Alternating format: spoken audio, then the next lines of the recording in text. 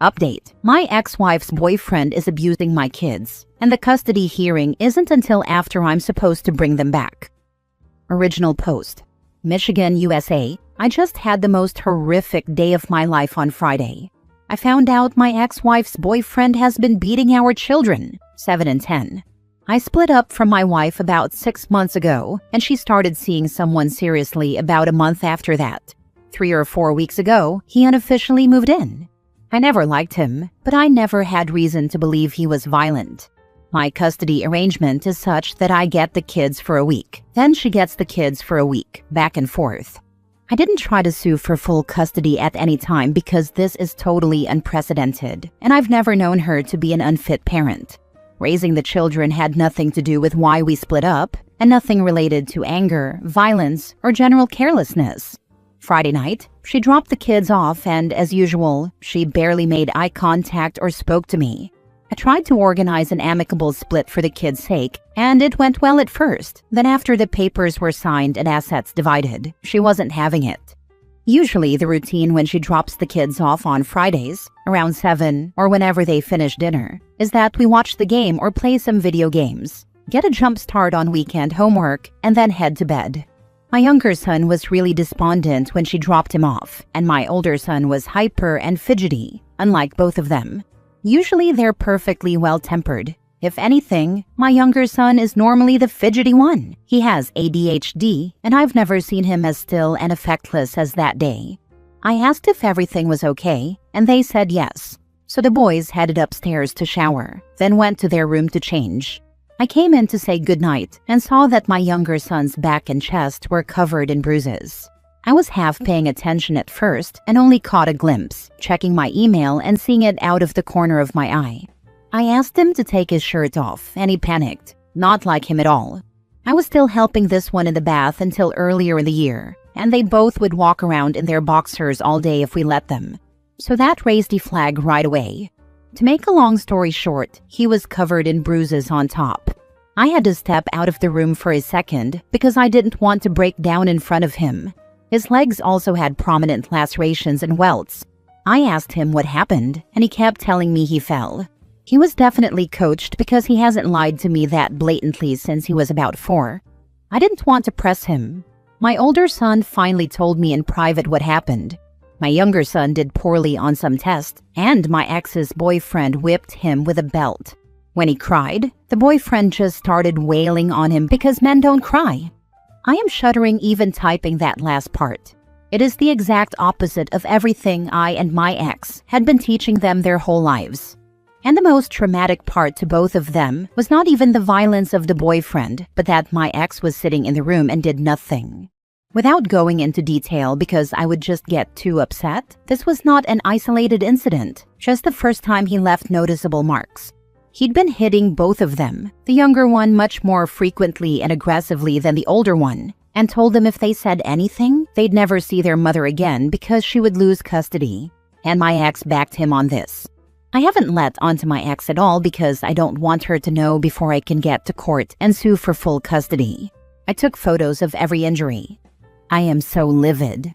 I don't know if I'm more mad at him for attacking my children, my ex for not doing anything, or myself for not putting the pieces together sooner and doing a deeper dive into the man living with my kids. I contacted a lawyer the next morning, but he said that since the guy technically doesn't live with them, we might not be able to take custody from my ex. He kept his apartment, but according to the kids, he brought a bunch of boxes with clothes over 3 or 4 weeks ago and has stayed over every night since. He also said that once my wife catches wind of my suit, she might just take out a restraining order on the guy and swear they're broken up, while still seeing him on the side once she keeps custody. Knowing that it isn't certain I'll win full custody, it's taking all I have not to load them into a car, change our names, and never come back. Is there anything else I can do in the meantime? My lawyer says that at the end of the week I'll have no choice but to send them back to her house. Our court date isn't until Wednesday of next week. They've barely slept the last 2 days. The younger one is afraid to sleep alone and keeps getting into bed with his brother, who is so guilt-ridden that he didn't do anything to stop it or speak up sooner, that he just gets into bed with me and cries all night. They're both starting counseling in 2 days. I did not see this coming at all. My ex-wife was so against violence, she wouldn't even kill a spider in the kitchen and would spend hours trapping it in a glass to release it. She once found out a teacher had yelled at one of our kids and had a meeting with the principal the same day. It has occurred to me that this man is abusing her too, and she's under some sort of spell with him and needs help of her own. Once it affects my kids, I don't care about her problems. Only they matter. There is no excuse that will justify her sitting and watching a grown man brutalize my 7-year-old. So basically, what do I do when the end of the week comes and I'm supposed to give them back? I don't want to be charged with kidnapping. However, I'm not bringing them back even if I'm mandated to. Now for the top advice before reading the updates. Go before a judge and try to get emergency custody until the hearing. My lawyer tried to do this and was denied.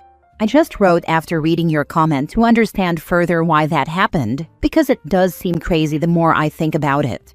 Essentially, he said the judge didn't deem the injuries severe enough to warrant an emergency hearing because he didn't have to go to the hospital or require medical attention. So it's up for debate whether or not it will be classified as abuse and has to wait until our court date. He said the judge implied maybe the boyfriend is just very old-fashioned. Either he didn't look closely at the pictures or is abusive himself, because my son had angry red welts that were still festering after nearly 24 hours and unhealed lacerations. Following up on this with the lawyer. Get a new lawyer. It may also be a good idea to take him to the hospital so a medical professional can take stock of his injuries, so you have definitive proof that the injuries are from before you have had the children. Is there any way your lawyer can go before a different judge? This one seems like he doesn't care at all. I don't know, but we'll ask. This is my first interaction with the court system beyond contesting a traffic ticket. A great idea to take him to the hospital though. The youngest is sleeping now for the first time in a while, but I'll bring him the moment he's up. I am a social worker. A lot of people on here say to call the doctor or the police or CPS. Firstly, I looked up the number to CPS and it is a 24/7 hotline, so you can call at any time of the day. Just know that usually you have to wait on hold for some time, but stay with it. Also, you can call the police and most definitely see a doctor. What I'm saying is, you don't have to go to the police or the doctor to get them to make a report to CPS. Do all three. The police will likely be required to make a report to CPS, and the doctor will as well. This is not considered repetitive, because the more people report something, the more of a red flag it becomes to CPS that something really bad is going on. Also, you don't need to provide proof or worry about having proof. That's not your job. That's CPS's job. They will talk to everyone involved and get all the proof they need. Now for the first update. My youngest is awake, and we're on our way to the hospital. I'm having both kids examined just to remain on the safe side.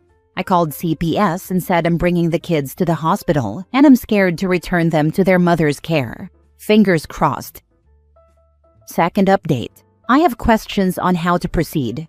Question 1. My lawyer is telling me to be prepared for my ex to say I abused the kids and coach them to lie. Is there anything I can do to get out in front of that? Question 2. I wouldn't be surprised if the boyfriend has been abusing my ex-wife. My lawyer said if this is the case, she might use that as a defense for not stepping in when the kids were being beaten mercilessly by a grown adult man. If this surfaces, does it help or hurt my efforts to keep the kids in my custody? Now to the update. My lawyer agreed he didn't have the background to handle this case and connected me to a different lawyer with experience in these cases in family court, who is also being very generous with her rates. In the meantime, my ex-wife arrived out of nowhere to try and take the kids back. I hadn't gone into the driveway yet, and the kids were tuned into their iPads with headphones on, so we went on a spontaneous ice cream run. CPS is heavily involved, and 6 separate reports were made. Originally, I had written 5, but I forgot my first lawyer also filed a report at the instruction of my new lawyer. So mine, my new lawyers, the ER doctors, the police who were called to the ER, and their school counselors, at the advice of my new, far more aggressive lawyer. The reports are almost definitely what backed the judge into a corner and required granting the hearing. I'm too nervous to sleep. The boys slept some. They seem a bit calmer. Hoping for good news, and thank you for all the good advice. I now see I really needed that new lawyer, and filing the multiple reports and getting an exam was the best course of action. Question 1. That's why you involved the police and CPS. They're professionals and are investigating. Most kids are not very good liars, so the professionals should be able to tell who's lying and who isn't. I know it doesn't always work out that way. Just listen to your new lawyer and make sure you don't advise or try to help the kids with their statements. Leave it to the professionals.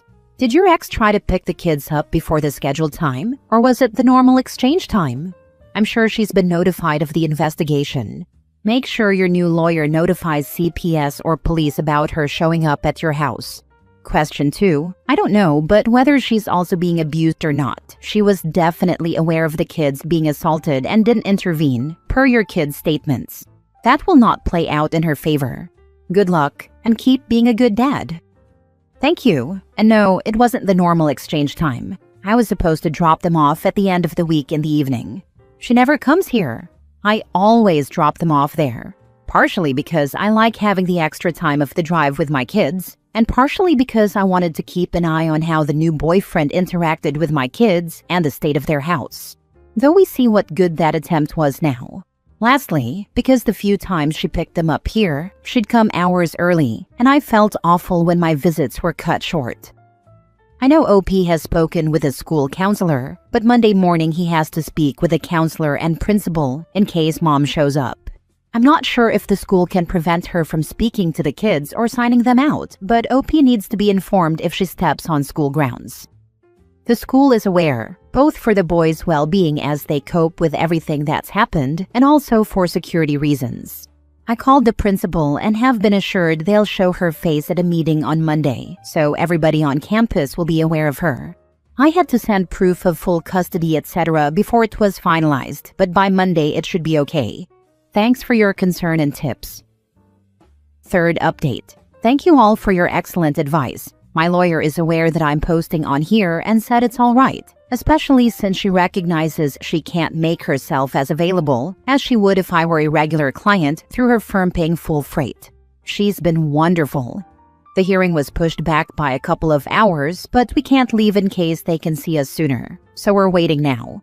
I'm exceptionally freaked out, but my lawyer seems deeply confident it will be open and shut. The caseworker isn't visiting the house until this afternoon, but apparently she's already visited my ex's house and talked to the boyfriend, and her conclusion from that was to recommend they stay with me. The boys have had some interviews and exams with CPS that'd sound like they went as well as they could have, and the things that didn't go well will help me get them home and safe. After this process, my next step is an order of no contact on the boyfriend, or a restraining order if I can swing it. I'll have to ask the lawyer, but she agrees. We do need something official in place to keep him at bay. A buddy is installing a couple of security cameras today. Thanks to those who recommended that. Another update. I have custody until the formal hearing is scheduled. I don't have to bring them back. Their lawyer tried to say the younger one had fallen on cement and rolled down a step, and that's how it happened. When the boys were asked if the younger fell and they had no clue what she was talking about, they tripped on some patty bricks but were barely scratched. Their lawyer tried to switch it around and say I had abused them, and they were trying to do me a favor by keeping it out of court. The judge said, "Counselor, are you out of your mind?" Which my lawyer says is a great sign moving forward. I don't know where they found their lawyer, but he was wearing sneakers. So now we wait for next Wednesday. I'm just relieved there isn't the same clock on it now. Thank you again to everyone. The boys are back in school Monday and doing well. The older one fell asleep tonight without issue for the first time since I got them. I'm hopeful. Now for the last update 2 weeks from first post. Sorry for the long delay. It's been a crazy few days. I've barely been checking my emails, let alone Reddit, as wonderful as you all are. Your support has been so critical in getting through this time. So at first, I did not win full custody. My ex-wife and her bizarre lawyer fabricated evidence claiming I'd been fired from a previous job for violence, going so far as to forge a letter from a non-existent boss and a whole cache of lies. I am in IT, so I really don't know what she could have dreamed up that would end in physical violence. I was just so flustered and terrified at the initial ruling. My lawyer hadn't seen the fake papers and was a complete shark, not allowing anyone to even leave the courtroom before she understood the reasoning behind the ruling. Once it came to light that there was some sort of evidence she hadn't seen, she really dug in, and at the end of the day I got full custody, with my ex getting limited supervised visits, provided the boyfriend is nowhere in sight, and the chance to come back and get more visits if she can demonstrate the boyfriend is no longer living in the house or would ever be around the kids. The other good news is that it seems like the only plus to the Icky Sneakers lawyer is that he is helping her seek some counseling for whatever trauma she personally experienced. My lawyer is following up to see that anyone responsible for misconduct, including the judge, is dealt with appropriately. I have the kids now. That's all that matters. They're still in school in her town, where I lived with her when we were married, and the end of the year is close, but next year I'm going to move them to my district. It's all on her now. All that matters is the boys are home. Last story. I'm moving away after divorce even if it affects my stepkids' schooling. My husband and his first wife divorced, and I met him when his children were young, 5 and 8. We moved in together about a year later. My family is very comfortable, and my father is generous, so he bought the house we live in as a wedding gift to me prior to our marriage. My husband and his ex agreed it would be best to put the kids in this school district, so our address has been the primary residence this entire time. My husband and I are divorcing. He was in a lot of debt when we married, and my father negotiated a prenup that says he basically leaves with what he brought into the marriage. In the years we were married, he paid off his debt, so he will be fine, but real estate has exploded, so he has no chance of getting into this neighborhood. There are other good school districts in the area, just not as good as this one. Everything about this house reminds me of our failed marriage. I want to move away and start over. My company has an office in a city that I've always enjoyed visiting, and I think the change will be good for my mental health. I told my ex I will stay until the end of the school year for the kids, but both my ex and the kids' mom are screaming at me about how awful I am, how I'm ruining the kids' future, and punishing them when the divorce is not their fault. They are great kids, and I miss them so much. The oldest is in high school, and I'm sure it sucks to change schools as a teenager. I haven't seen the oldest since they moved out. The youngest stopped by with her dad to exchange Christmas gifts with me and does text sometimes, but she is in so many activities that she's always busy. I don't want to put my life on hold anymore. I want to start over, maybe meet someone and have kids of my own. This house is big and lonely now. Am I really awful? Edit to add. Since everyone is asking, I don't think he can afford the house even at a discount. The market went crazy since my father bought it, and it's worth a lot. He has a good job, but not that good. This neighborhood is really popular right now. I could rent to him, but the thought of him bringing other women into my house? I'd rather rent to his first ex-wife. He can rent a smaller house or apartment in the area. You shouldn't be hostage to your ex for kids that don't even seem like they have a great relationship with you. Yeah, I guess we don't really have to ask why the divorce is happening, eh? I don't mean to make it sound like I don't get along with the kids. I think the oldest is at an age where friends are more important. The youngest plays soccer, dance, drum lessons, and seems to have a birthday party to go to every Saturday. I don't blame either of them for not talking to me as much. Some commenters are trying to say you are cutting the kids off, but people with reading comprehension see that you like the kids and are still open to a relationship with them. Yes, I still talk to the youngest, not as much with the oldest, but both are welcome to reach out to me at any time.